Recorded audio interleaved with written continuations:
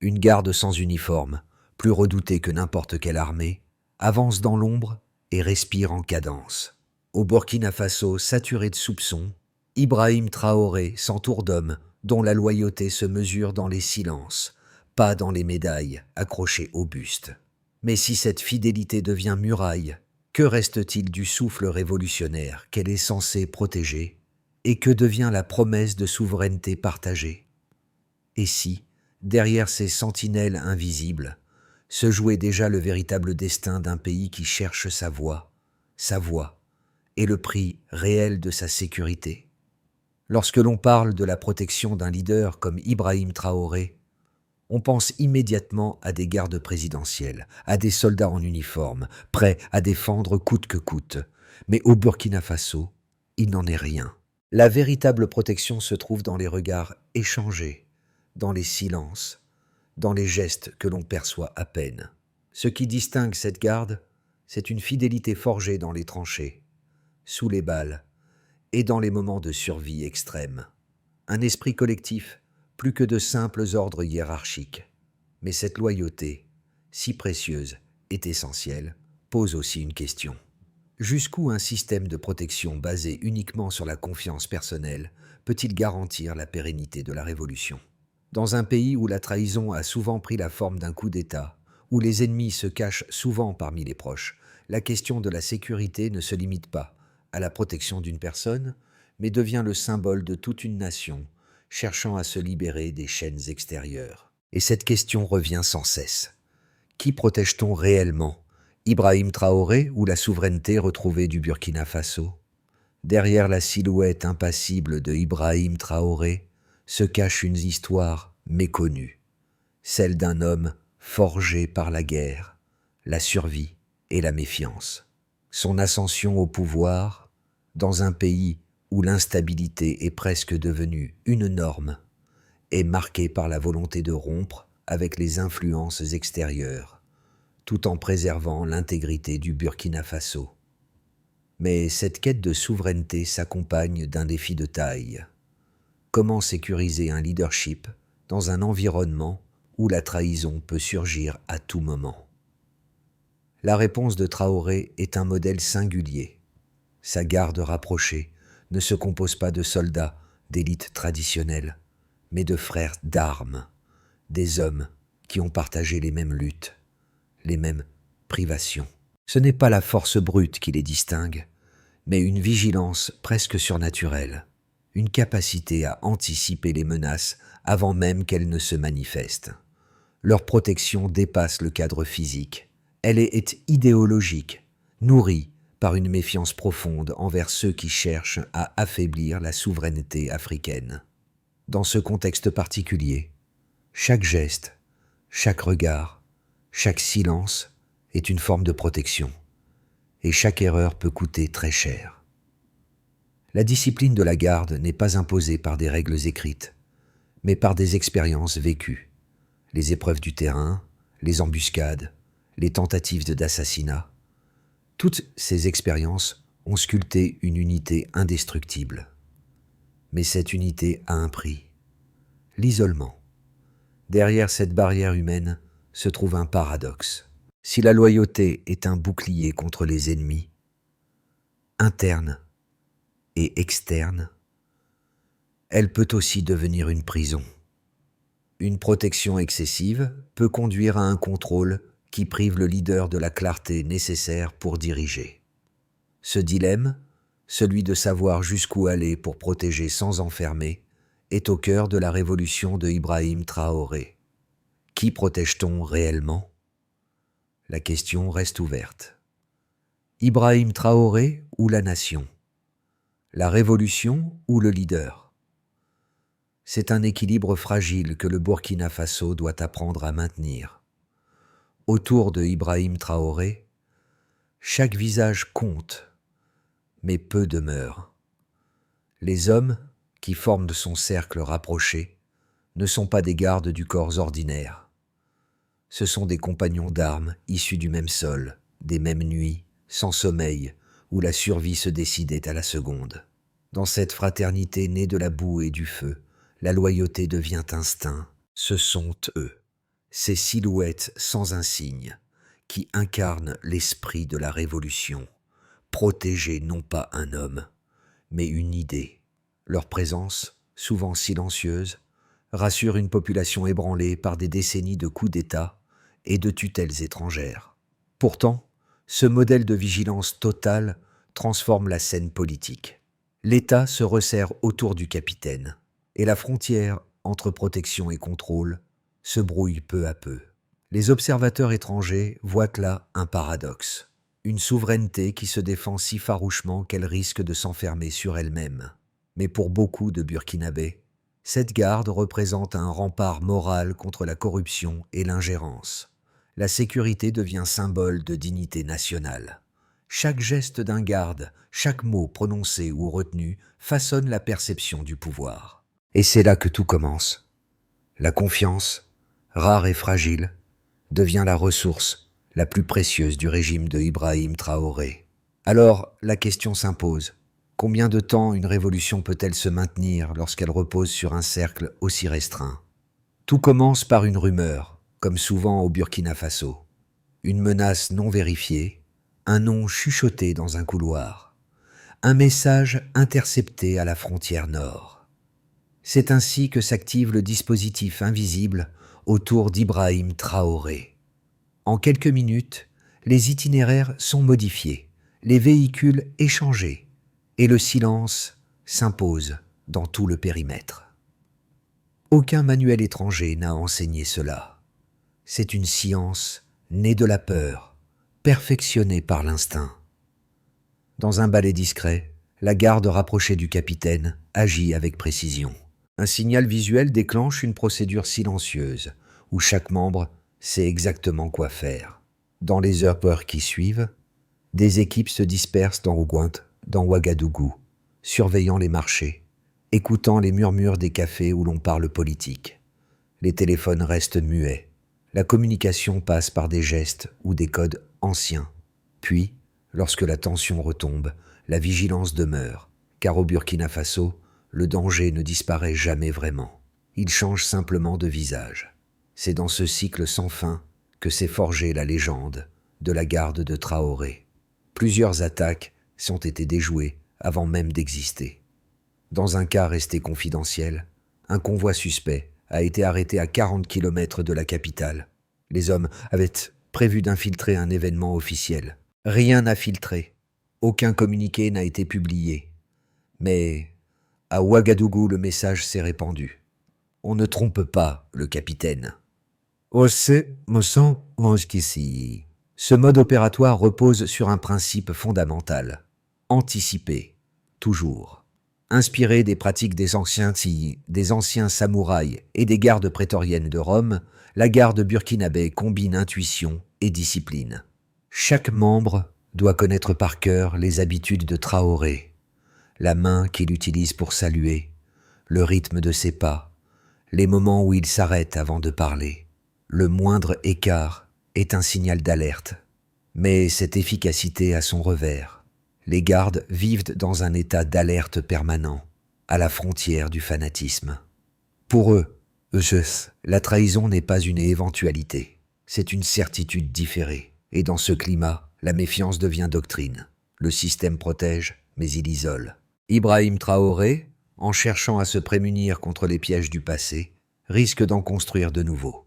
Ainsi se déroule la mécanique invisible d'un pouvoir né de la défiance. Chaque jour, la garde recommence son rituel, consciente qu'une seule erreur pourrait effacer tout un idéal. Et dans ce ballet silencieux, une vérité s'impose.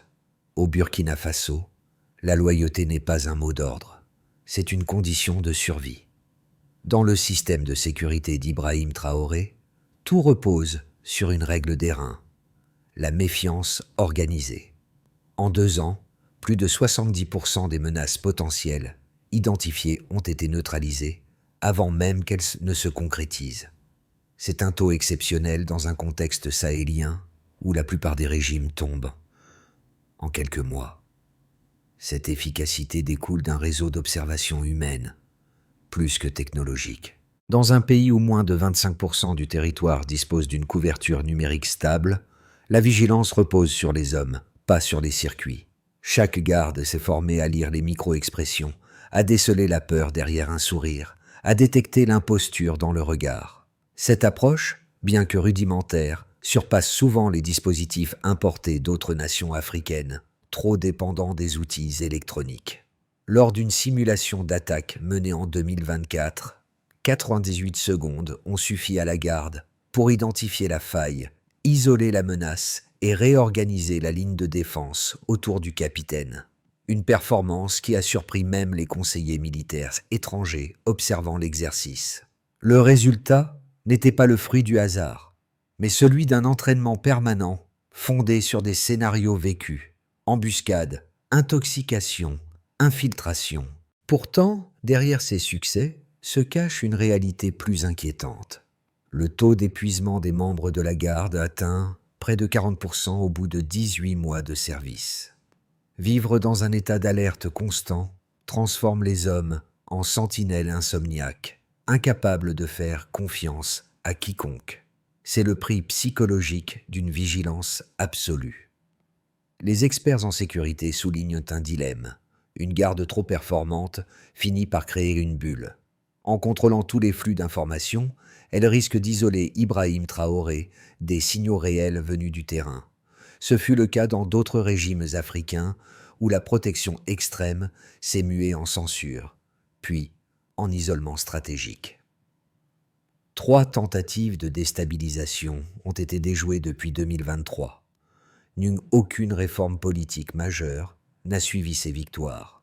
Cela révèle une tension silencieuse entre sécurité et ouverture. Chaque réussite militaire semble éloigner un peu plus le capitaine du peuple qu'il prétend défendre. Ainsi, les données deviennent le miroir d'un paradoxe. Plus la garde réussit, plus la distance s'accroît entre le pouvoir et la société civile. Dans cette équation complexe, une vérité émerge. La force du système ne se mesure pas seulement à la rapidité de ses interventions, mais à sa capacité à s'adapter sans perdre l'humain. Et c'est peut-être là le véritable défi du modèle Traoré. Transformer une forteresse de vigilance en culture d'équilibre, où la sécurité protège sans enfermer. La vision d'Ibrahim Traoré sur la sécurité fascine autant qu'elle inquiète. D'un côté, ses partisans affirment que la méfiance est une nécessité dans un pays où les alliances se retournent vite et où les puissances étrangères cherchent à influencer chaque décision politique. Pour eux, la garde rapprochée représente bien plus qu'une unité de protection. C'est le cœur idéologique de la révolution. Sa discipline implacable, sa fidélité totale, prouvent que le Burkina Faso peut se protéger sans dépendre de l'extérieur. C'est, disent-ils, une démonstration de souveraineté incarnée. Mais les critiques, eux, y voient un risque majeur. Un système basé sur la loyauté absolue devient rapidement une bulle d'isolement. Quand chaque voix extérieure est perçue comme une menace, la vérité finit par se perdre dans les filtres de la peur. L'histoire africaine, de Mobutu à Mugabe, en offre de douloureux exemples. Plus la garde se resserre, plus le leader s'éloigne de son peuple. La vigilance se transforme en méfiance, et la méfiance en contrôle. Les défenseurs du modèle Traoré rétorquent que cette approche n'est pas de la paranoïa, mais de la mémoire. Après les trahisons de Sankara, Lumumba ou Kadhafi, qui oseraient encore croire à la naïveté politique. Dans une région où les coups d'État se succèdent, refuser la dépendance devient un acte de résistance. Et dans cette perspective, la garde du capitaine n'est pas un mur, mais une digue contre la recolonisation sous d'autres formes. Pourtant, une question demeure, presque philosophique. Jusqu'où la protection peut-elle aller sans étouffer ce qu'elle cherche à préserver ? Car en se refermant sur elle-même, une révolution risque d'oublier ce pourquoi elle s'est levée. C'est là le dilemme fondamental du modèle burkinabé. Entre vigilance et ouverture, entre fidélité et liberté, entre survie immédiate et destin durable. Et c'est peut-être ce fragile équilibre qu'Ibrahim Traoré devra maîtriser s'il veut que sa révolution reste vivante. Ibrahim Traoré marche sur une ligne de feu. À ce stade de sa révolution, tout semble tenir. La sécurité est solide, la population encore confiante, mais sous la surface, un glissement s'amorce. La garde, née de la peur de la trahison, devient peu à peu un filtre qui modèle la réalité du capitaine. Ce que ses yeux voient, ce qu'il entend, ce qu'il croit savoir, tout passe désormais par eux. C'est ici que se joue le retournement.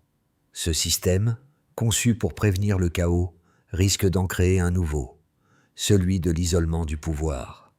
L'histoire est pleine de ces instants charnières où la vigilance devient cage. Dans les palais comme dans les camps, la méfiance excessive a souvent précédé la chute. Pourtant, autour de Ibrahim Traoré, la garde continue d'agir avec la foi d'une confrérie. Il voit en lui un symbole, pas un homme.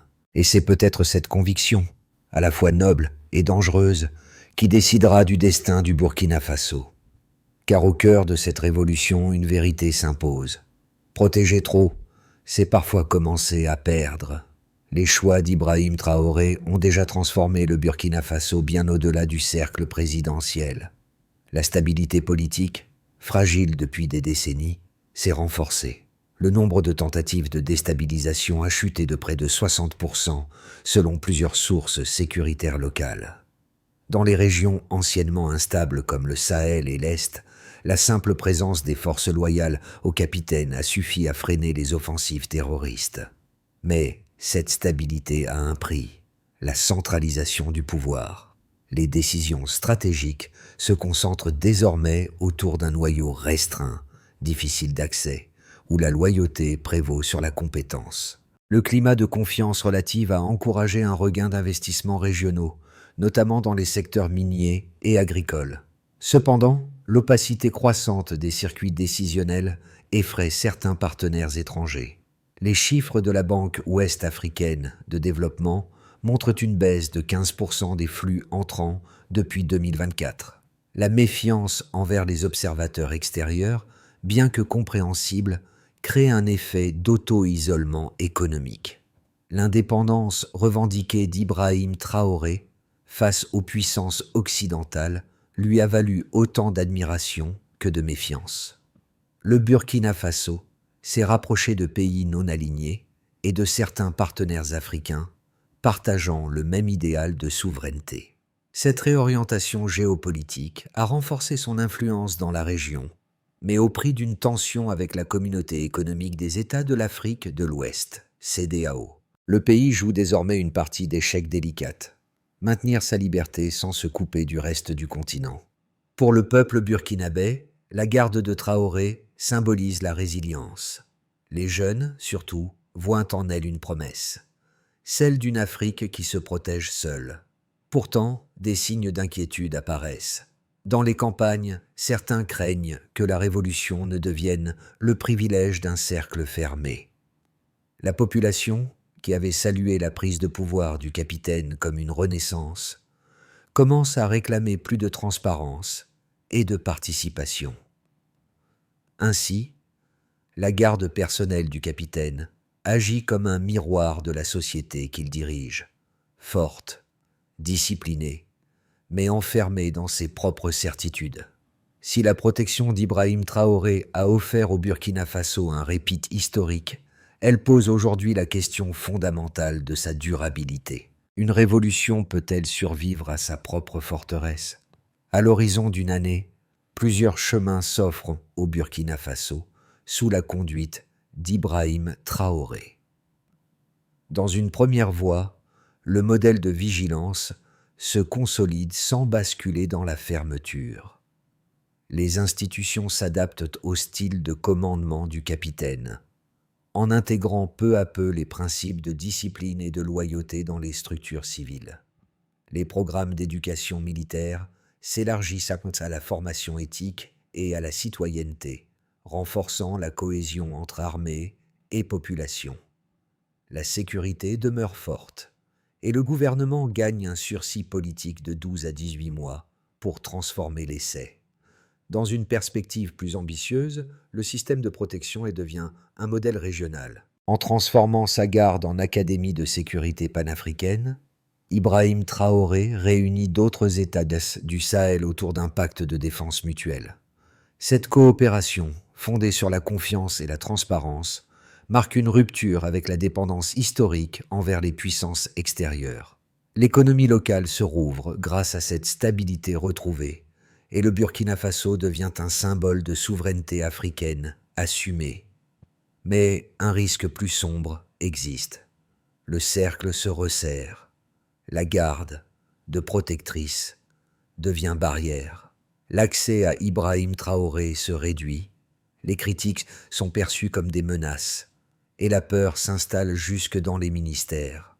L'économie se contracte. Les partenaires diplomatiques se retirent. Et la méfiance mutuelle ronge le cœur de la révolution. Dans ce scénario, la loyauté absolue se transforme en isolement absolu, et la protection devient sa propre prison. Entre ces trois voies, un fil rouge, la nécessité de transformer la vigilance en culture d'État. Si Traoré parvient à faire de sa garde une institution ouverte, contrôlée démocratiquement, il pourra convertir la peur en force durable. Car la véritable sécurité d'un pays ne réside pas dans le silence des armes, mais dans la confiance qu'inspire le pouvoir à son peuple. Pour comprendre l'impact de cette révolution silencieuse, il faut regarder au-delà des chiffres et des frontières. Le projet d'Ibrahim Traoré résonne chez ceux qui vivent la peur quotidienne, ceux qui observent de loin et ceux qui rêvent encore d'une Afrique souveraine. Pour les citoyens burkinabés, la garde du capitaine est devenue plus qu'une unité. C'est un symbole. Dans les quartiers de Ouagadougou, dans les villages du Sahel, on prononce son nom avec fierté, parfois avec crainte, mais toujours avec espoir. Elle incarne l'idée qu'un pays africain peut enfin se protéger lui-même. Pourtant, derrière cette fierté se cache une inquiétude. La sécurité peut-elle survivre sans liberté? Pour les jeunes du continent, Traoré est un modèle de courage. Sur les réseaux sociaux, son image circule comme celle d'un leader incorruptible, d'un homme prêt à défier l'ordre établi. Mais il s'interroge. Jusqu'où faut-il aller pour préserver un idéal sans tomber dans le culte du chef? Et pour les observateurs étrangers, la fascination se mêle à la prudence. Le modèle burkinabé attire, mais il inquiète aussi, car une révolution qui ne s'ouvre pas finit par se replier. Entre admiration, crainte et inspiration, Ibrahim Traoré devient le miroir des espoirs et des contradictions africaines. Et à travers lui, c'est une question universelle qui s'impose. Comment bâtir la confiance sans trahir la vigilance? Pour que le modèle d'Ibrahim Traoré survive au-delà de son charisme personnel, il doit devenir système. Cela exige une transition, passer d'une loyauté incarnée à une sécurité institutionnalisée. La première réforme consiste à créer un conseil de sécurité civile indépendant, capable d'auditer les actions de la garde présidentielle. Un contrôle externe, loin de fragiliser le capitaine, renforcerait sa légitimité. La transparence n'est pas une menace, c'est une assurance contre la dérive. Les gardes de Traoré sont des soldats disciplinés, mais la prochaine étape est psychologique. Intégrer des modules de formation en psychologie, en droit et en gestion des crises civiques permettrait de transformer la méfiance en lucidité, une vigilance éclairée plutôt qu'instinctive. La sécurité nationale ne doit pas être monopolisée par un cercle restreint. Créer des programmes communautaires de vigilance et d'alerte, gérés avec les autorités locales, établirait une relation de confiance directe entre citoyens et institutions. L'un des plus grands risques du modèle actuel est sa dépendance à une figure unique. En codifiant la doctrine de protection et en la plaçant sous l'autorité de l'État, Ibrahim Traoré pourrait transformer une loyauté personnelle en héritage national. La vraie indépendance ne vient pas de la fermeture, mais de la capacité à dialoguer sans se soumettre. Le Burkina Faso peut tracer une troisième voie, coopérer sans obéir, s'ouvrir sans se dissoudre. C'est à ce prix que la révolution burkinabé pourra durer, car la sécurité, pour être juste, doit servir le peuple avant de protéger le pouvoir. La nuit tombe sur Ouagadougou, et la silhouette d'Ibrahim Traoré se découpe dans la lumière vacillante des postes de garde. Autour de lui, le silence n'est pas vide. Il pèse, il protège, il juge. Ces hommes sans visage, forgés par la peur et la foi, continuent de veiller, conscients que leur mission dépasse celle d'un simple commandement.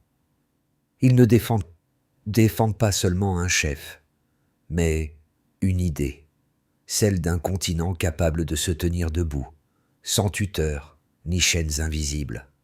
Mais l'histoire, elle, n'a jamais cessé de tester les idéaux, et plus le mur devient solide, plus il menace d'enfermer celui qu'il protège. La révolution du Burkina Faso, portée par le courage et la méfiance, se trouve désormais à un carrefour fragile, entre la force et la fermeture, entre la loyauté et la liberté.